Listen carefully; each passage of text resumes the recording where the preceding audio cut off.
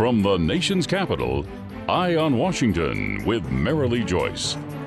A weekly discussion about the federal issues most important to Nevada. And now, from Washington, D.C., here's Marilee Joyce. And good day to you. I'm Marilee Joyce. This is Eye on Washington. It's the only statewide Nevada news program produced in Washington, D.C. And every week, Eye on Washington takes you straight to Capitol Hill for a discussion with Nevada's delegation and other leaders about the federal matters that matter most to you. Today's topic, rethinking high school graduation requirements. What should be done to help high schoolers succeed in high school and go on to higher educations and better jobs? My guest today is Dr. Margo Martin. She's the Vice President of Transition Activities and the former acting president of the College of Southern Nevada. Thanks for being here again. Thank you so much for having me. Thanks. Middle-skilled jobs are the majority of the in-demand occupations, and those without a high school diploma are excluded from 90% of the in-demand occupations. Well, that quote comes from the Nevada Department of Education, and it reflects the importance of a high school diploma and subsequent post-secondary ed. And today on Eye on Washington, we're going to look at whether we need to revisit high school graduation requirements.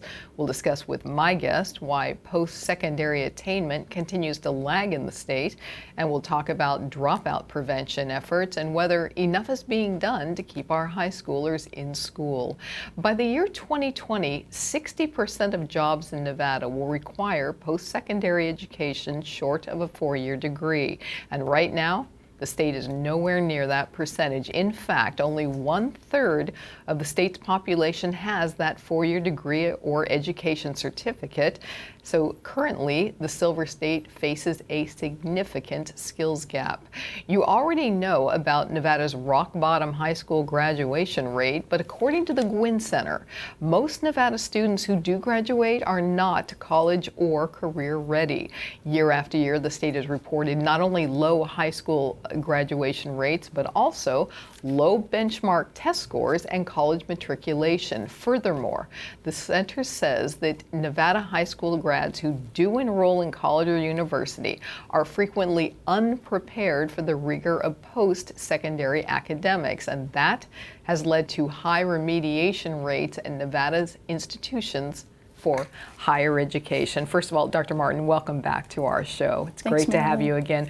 We're going to look at whether or not it's time to rethink and rewrite the graduation requirements for Nevada high school students later in the show.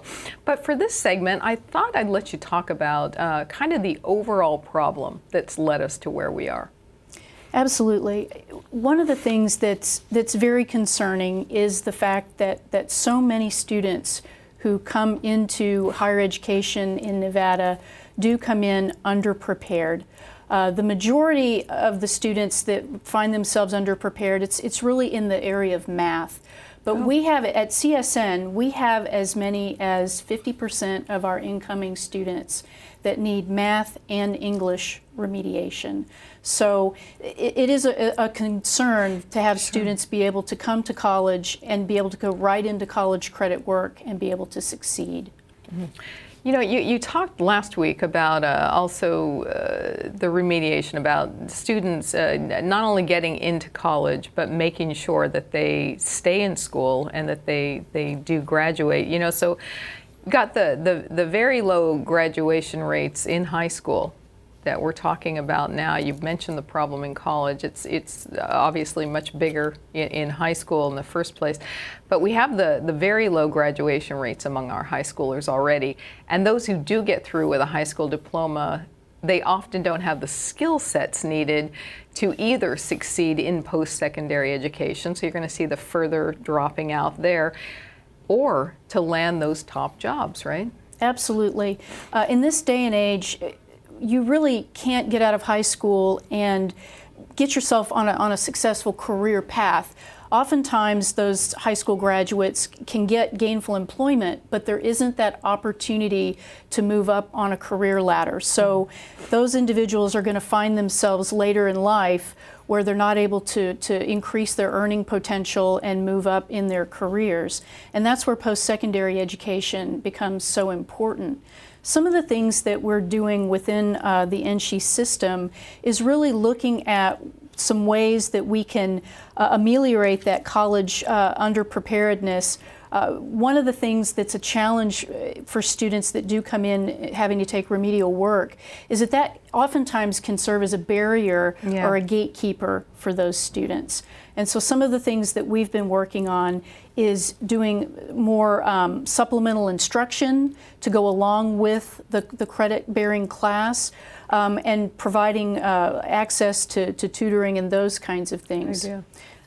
Some of the things that we might be able to do in the high schools is being able to link college faculty and high school faculty to potentially explore curriculum. And maybe we can identify ways to close the gap that seems to exist between high school and college. You know, it's a scary statistic and worth mentioning again that 1/3 of the Nevada population has that four-year degree or education certificate that 60% of jobs require. You know, that means that that's a huge percent that don't have the skills necessary for top jobs. That's really important because, like you've said, you're not only going to not get the best job, but you're not going to have the same opportunity for growth to make more money later, get the better titles later, are you? Absolutely. Some of the things that I've seen that have worked well is when you can embed either applied learning or that dual credit learning in the high school and creating that college-going culture and building that rigor into the coursework that's happening. And so we've seen some success with those models. Okay, thanks. And when we return, what are ways to update graduation requirements that would best equip Nevada high schoolers for higher ed and those lucrative jobs? We'll talk about it right after this. You're watching Eye on Washington with Marilee Joyce, brought to you by Caesars Entertainment, the Regional Transportation Commission of Washoe County, the Las Vegas Sands Corporation, the Las Vegas Convention and Visitors Authority, NV Energy, Jim Marsh Automotive and Body Shop, the Rogich Communications Group, and Renown Health. I have 3 tests next week. I'm going to be studying all weekend. Ugh. Are you studying tonight? We can meet up and study together. Oh yeah, that sounds good. What time? I work until 6. Okay, sounds good. Just text me after. Okay. No! There is no text, tweet, or call that's worth a life. One pedestrian death is one too many. Look up. And look out for each other. Want more federal news that affects Nevada, its businesses, and its residents? Then you need to subscribe to Nevada's Washington Watch newsletter, your sole source of online news direct from Washington, D.C. Visit joycecommunications.com and subscribe today. Planet Hollywood, Paris, Harrah's, Caesar's Palace. It's one of the most exciting skylines in the world, Las Vegas. Caesars Entertainment has nearly 50 casinos worldwide, including these. But no matter which casino you visit, we want you to play responsibly. And if you need help setting or keeping a limit, we hope you'll call this number. You see, we know you're coming to our casinos to have a good time, and we always want you to leave feeling like you did. I got my own iPod Touch and use my dad's login to get on gambling sites. Poker is the best, but I'm losing a lot. Since I'm too young to play, they're not allowed to keep the money and my dad won't find out. That's right, isn't it? Unsafe sleep conditions cause serious injury and even death to infants. Never sleep with your baby on a sofa, in a chair, or in an adult bed. Protect the baby you love from becoming a tragic statistic. The only safe place for your baby to sleep is alone, on its back, in a crib, and in your room. For more information, visit cribsforkids.org. That's cribsforkids.org. Hi, welcome back to Eye on Washington and an idea to change high school graduation requirements in the state of Nevada. My guest today is Dr. Margo Martin. She's the Vice President of Transition Activities and the former Acting President of the College of Southern Nevada. Well, let's look now at one big idea to help high schoolers graduate and have a better chance of going to college and or a well-paying career. In March of 2017, the Las Vegas-based Gwynn Center published a study called Stepping Stones, Revisiting High School Graduation Requirements and Strengthening College and Career Pathways in Nevada. The report kicked off with a mention of Governor Sandoval's education focus in his 2015 State of the State address. The governor's legislative priorities included building the infrastructure for a new Nevada, characterized by a diversified economy in high-growth sectors and a skilled workforce. But how to get there? Well, the study listed some novel ideas that we'll briefly share with you here. There are 5 main points, and we're going to look at 2 here and the rest later in our show. The first is called Develop 2 Pathways to a Diploma, one being academic university, the other being career technical. Next, expand pathways for students with disabilities. Among suggested ways to do so, we have a transitional 9th grade year to help prepare struggling students for the rigor of high school and offering that alternative pathway to college or tech school. Ideas for the latter include setting alternative goals, credentials, and performance criteria. Dr. Martin, we're going to get to the other 3 segments, as I said, in our next segment, but the overall tone of the report seems to be this is a new world and we're using dated requirements that don't necessarily work today. I really can't agree more with the report. There are really great opportunities to help prepare our young people who are in high school to be able to move forward beyond high school and become gainfully employed. A couple of the things that we've looked at, certainly there's that college and university track, which is a bit more traditional, and certainly our Jumpstart dual enrollment program, our CSN high school program are a couple of ways to have that more traditional avenue and students getting that college-going experience prior to even finishing high school. In terms of the CTE credit, Nevada has some really robust CTE programming, career and technical education programming in the high schools, but we could be doing more. We could be providing a greater number of college credits to those students. And by building a career academy model, be able to provide that same opportunity of graduating with a high school diploma in addition to having their college credential, an AS degree or an AAS degree. You know, the focus of what's needed to do to truly help students land good careers, I mean, that's really the overall focus. And I'm very interested in, as we've been saying, the emphasis on the 2 pathways.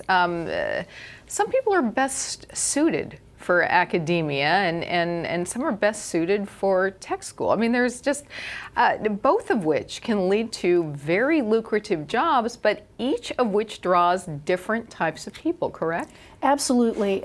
One of the things that we really want to try to emphasize both to students and families, the parents of these students, is that students who go into a career and technical field can make an incredibly strong living wage, and also there is that ability to grow on that career path. So whether you've got a young person that's going into advanced manufacturing or logistics or business or allied health in some way there, not only can they get into the workforce almost right out of high school, but they could even go back to college to get additional credentials and additional degrees. You know, I want to talk about your thoughts on the suggestions to help people with the disabilities. You know, particularly the one that suggests that transitional 9th grade year. What are your thoughts on that?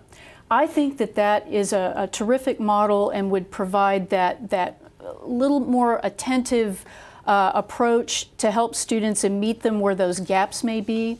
Another model also talks about using a portfolio approach and maybe really helping to gear those individual students toward the kinds of coursework and activities that are meaningful, moving them toward that workforce readiness. That kind of fits in with that the latter thing that the report mentioned about for the students with disabilities, about the alternative goals, different credentials, different performance criteria, right?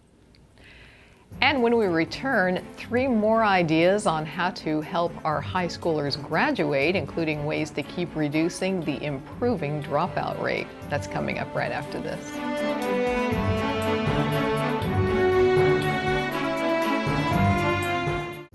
Nevada's direct link to Capitol Hill. Eye on Washington with Marilee Joyce, the only statewide Nevada news show based in Washington, D.C. All the top federal matters that matter most to Nevadans. Marilee talks with our congressional delegation and other leaders about the federal news you need to know. Eye on Washington with Marilee Joyce, Nevada's Eye on Capitol Hill.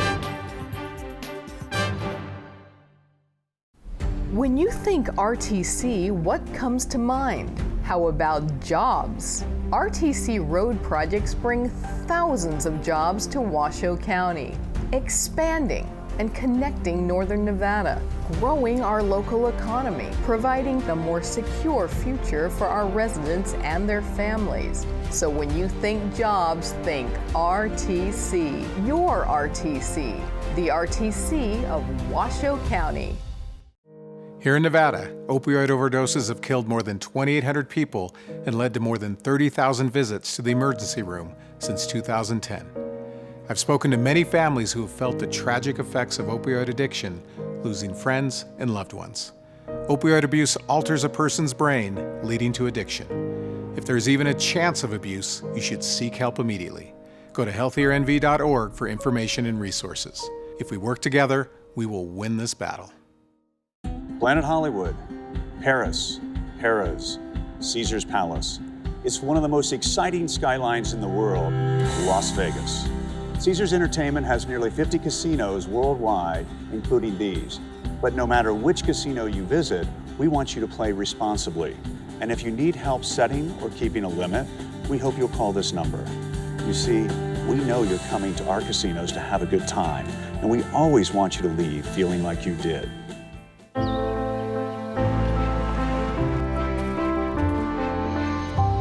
You are the national parks, and no matter who you are or where you come from, the parks are you too. We all think about it. You think about it when he buckles in, when you check your mirrors and put away your phone. RTC thinks about safety too. In fact, we create it. Center turn lanes mean fewer blind spots. Bike lanes keep cyclists and you safe. Roundabouts reduce injury collisions, and all these crosswalks are designed to keep families like yours safe. Safety is your priority, and it's ours too. Every day, in everything we do. And welcome back to Eye on Washington, our discussion of whether it's time to update high school graduation requirements in Nevada. We've been visiting with our very special guest today. She is Dr. Margo Martin, the Vice President of Transition Activities and former acting president of the College of Southern Nevada. So we've told you many times over the years here on Eye on Washington about the Nevada school system's struggle to improve its last to near last ranking, but today we're looking at a wider program. According to the Gwynn Center, a multi-pronged effort is needed to ensure that not only students finish school, but also that they acquire the knowledge and skill set to enable them to succeed in college, tech school, and to get that well-paying job. So let's focus now on the center's final 3 ideas to get us there. We mentioned the idea of the 2 ways to a diploma, the academic or tech route, but there is a separate entity called Strengthen CTE Programming, which calls for a formal policy between high schools and state colleges and universities. Next is Strengthen Guidance and Advisement Systems, which is pretty self-explanatory. And last but certainly not least is support dropout prevention. And Dr. Martin, I want to start with that latter, since there is at least some good news regarding the dropout rate, which Nevada, as you know, has struggled with for so many years. The Nevada Department of Education reported last fall that the overall state graduation route was nearly 81% for the 2016-17 school year, and that's a 7% point jump from the year before, and it is great news for education leaders like you, isn't it? Absolutely. We know how important it is not only for students to stay in school and graduate from high school, because that's going to be their ticket into post-secondary education. And without post-secondary education, those students are going to end up kind of in a dead end in terms of being able to either access gainful employment, or if they do access gainful employment, they're not going to have as much a chance to really move up on that career ladder. You know, I want to look at that CTE, the CTE dual enrollment programs. The Gwynn Center really, the study, which is quite long, the study pushes this very hard, saying it has shown success in increasing graduation rates and post-secondary enrollment rates. What are your thoughts on that? I can't begin to agree more. What happens with career and technical education in those high schools is it gives students that hands-on opportunity to participate in learning in things such as IT, allied health, such as certified nursing, CNA, and by doing that, they're able to earn the equivalent of some college credit. Where there's a bit of a gap right now, though, is that students who graduate with CTE credit get a satisfactory or unsatisfactory score, and it's up to the local community college or the university, for that matter, to be able to transfer that in with a grade, and that becomes really important. That's a little challenging. That becomes really important. Yeah. The Gwynn Center says that Nevada should consider formalizing a policy that enables the students to take CTE enrollment courses at local and SHE institutions, and that there should be clear articulation agreements between CET programs in high schools and the higher education institutions. Marilee, it's really important, and I'll tell you, one of the things that I really am looking to begin to do is to develop what's truly a career academy model, which is very much like an early college model, where students might get credit course for course, actually get college credit, not necessarily articulated credit, but true college credit. And in the grand scheme, to be able to graduate with your high school diploma in one hand and your AAS in the other, which then again builds onto that on-ramp to further. Expand on that, the importance of that to you, because that's missing now. It is missing now, and oftentimes students that take CTE credit in high school don't matriculate that credit to the community college, much less a state college or university. So to have that opportunity gives them that college credit in hand. But again, building toward an actual career academy model would give students the opportunity to begin to enter the workforce right out of high school and have that credential in hand. Excellent. Okay. And when we return, what is the federal role in helping high schoolers succeed in high school and far beyond graduation day? Let's see what my guest thinks of that right after this.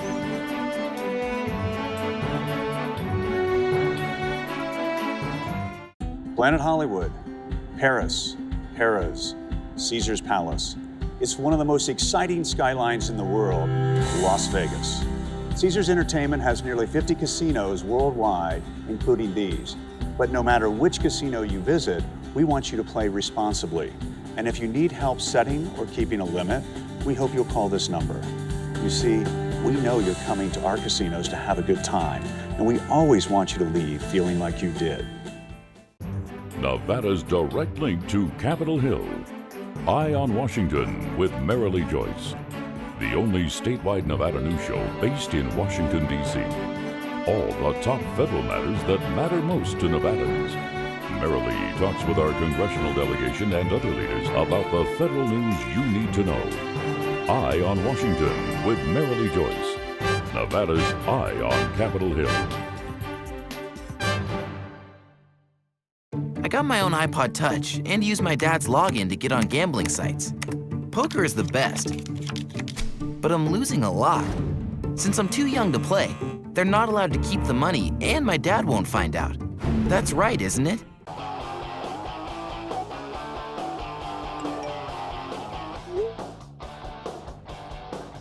Are you studying tonight? We can meet up and study together. Just text me after. Okay. No! There is no text, tweet, or call that's worth a life. One pedestrian death is one too many. Look up. And look out for each other.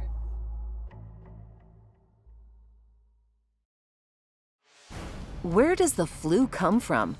I mean, we know it comes from the influenza virus, but how does it get to you or your child? The fact is, the flu virus is everywhere during flu season. And the best way to protect yourself and your family is with a flu vaccine. Getting vaccinated is easy and way better than getting the flu. Find the clinic location nearest you at immunizenevada.org. Want more federal news that affects Nevada, its businesses, and its residents? Then you need to subscribe to Nevada's Washington Watch newsletter, your sole source of online news direct from Washington, D.C. Visit joycecommunications.com and subscribe today. And welcome back. It is time for our closing segment of today's Eye on Washington. We've had as our very special guest today, Dr. Margo Martin. She's the Vice President of Transition Activities and former acting president of the College of Southern Nevada. So, Dr. Martin, as you know, this show focuses on how federal issues affect the state, and we've done many higher and secondary education shows with our delegation members, and they're all very active in pushing for legislation that would help students graduate and to access meals if needed, to get health care, etc. But education is mostly a state issue. I think, you know, the feds provide, about 8% of the education budget. So I do want your thoughts, though, on what you believe the federal government, our delegation, and the federal government in general could be doing to best support state efforts. Well, Marilee, I really appreciate the question, and certainly addressing Maslow's hierarchy of need, getting those wraparound services to help students with their basic needs is really important. I'd like to go back to the early college and career academy models. You know, right now in Nevada, students who are taking dual credit, most of those students do have to contribute something in that regard. So a way of being able to support that kind of opportunity for students across the state, I think, would be key. All right. Thanks so much for being here today. That does wrap up today's Eye on Washington. I hope you'll join us next time for another look at federal matters that matter most to you in Nevada. In the meantime, though, we are always here for you, providing all the federal news that Nevadans need to know. You can go to our website, joycecommunications.com, and while you're there, check out all the federal issues that impact you in Nevada. You can like us on Facebook, follow me on Twitter, and catch up with any shows you may have missed on our YouTube page. Thanks again for joining us today on Eye on Washington. I'm Marilee Joyce in Washington, D.C. Hope you have a great day today. Thank you for watching Eye on Washington with Marilee Joyce. Eye on Washington with Marilee Joyce airs statewide in Nevada solely due to the generosity of our sponsors. Can your company help us continue our mission to remain Nevada's top source of federal news? If you can help us help Nevadans, please visit joycecommunications.com/WordPress/EOW sponsors and join us today. That's joycecommunications.com/WordPress/EOW sponsors.